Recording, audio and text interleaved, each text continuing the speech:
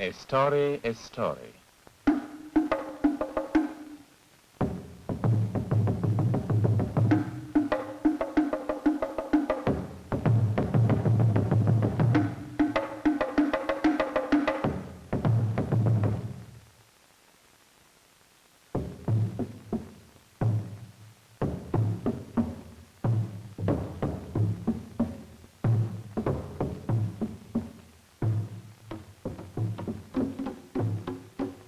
We do not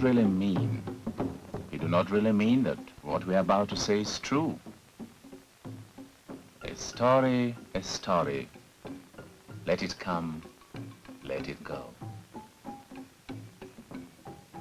Once there were no stories on earth to hear.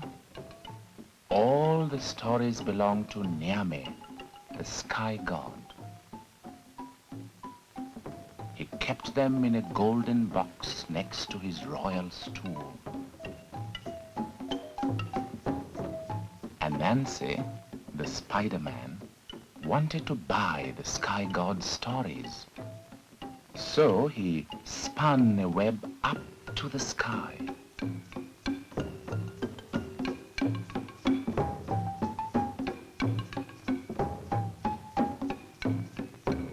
When the sky god heard what Nancy wanted, he laughed. The price of my stories is that you bring me Osebo, the leopard of the terrible teeth, Mboro, the hornet who stings like fire, and Mwatia, the fairy whom men never see.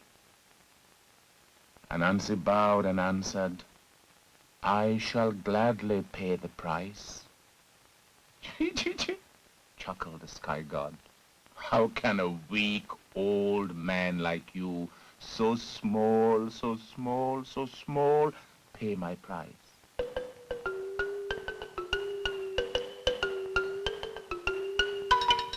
Anansi ran along the jungle path, yirdi, yirdi, yirdi, till he came to Osebo, the leopard of the terrible teeth.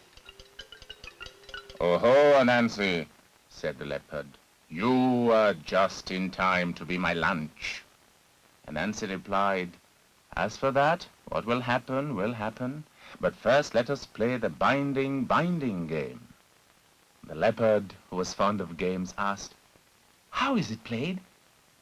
With vine creepers, explained Anansi. I will bind you by your foot and foot. Then I will untie you, and you can tie me up. Very well, growled the leopard, who planned to eat Anansi as soon as it was his turn to bind him. So Anansi tied the leopard by his foot, by his foot, by his foot, by his foot with a vine creeper. Then he said, now, Osebo, you are ready to meet the sky god.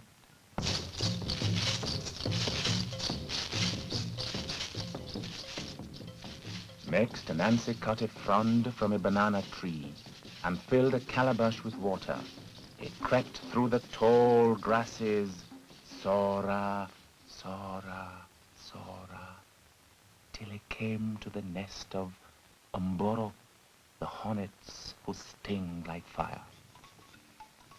Anansi held the banana leaf over his head as an umbrella.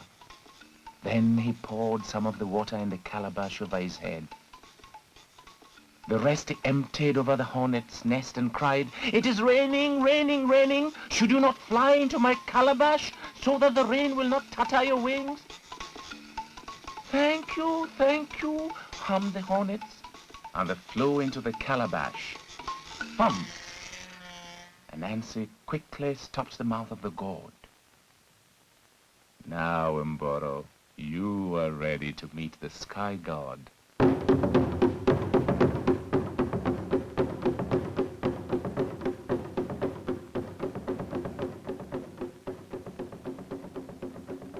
Anansi now carved a little wooden doll holding a bowl.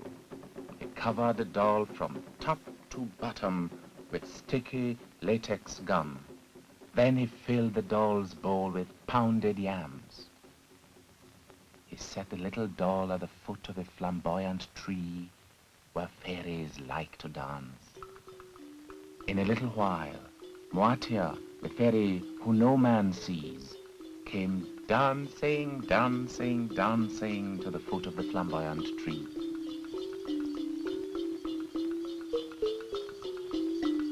Moatia said, "Come, baby, I am hungry. May I eat some of your yams?"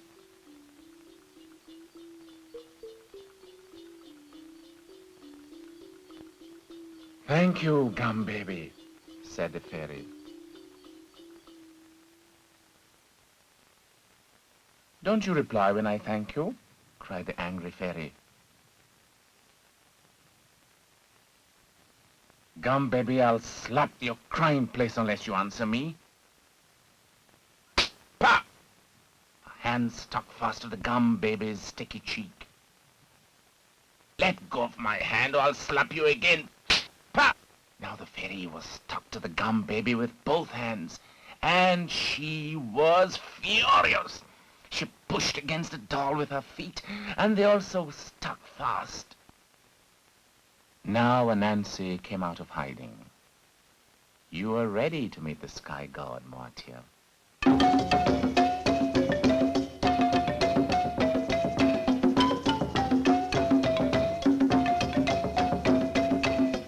Anansi spun a web round Osebo, Umboro, and Umatia. Then he spun a web up to the sky.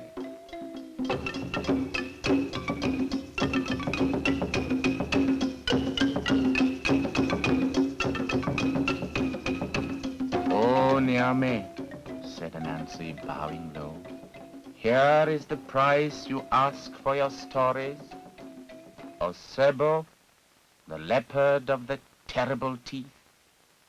Umboro, the hornets who sting like fire. And Moatia, the fairy who men never see. Little Anansi, the Spider-Man, has paid me the price I ask for my stories. Sing his praise, I command you." shouted all the assembled nobles. "From this day and going on forever," proclaimed the sky god, "my stories belong to Anansi and shall be called Spider Stories."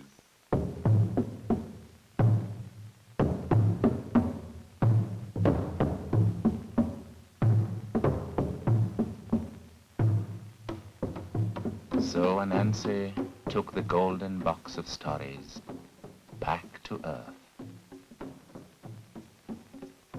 And when he opened the box, all the stories scattered to the corners of the world, including this one.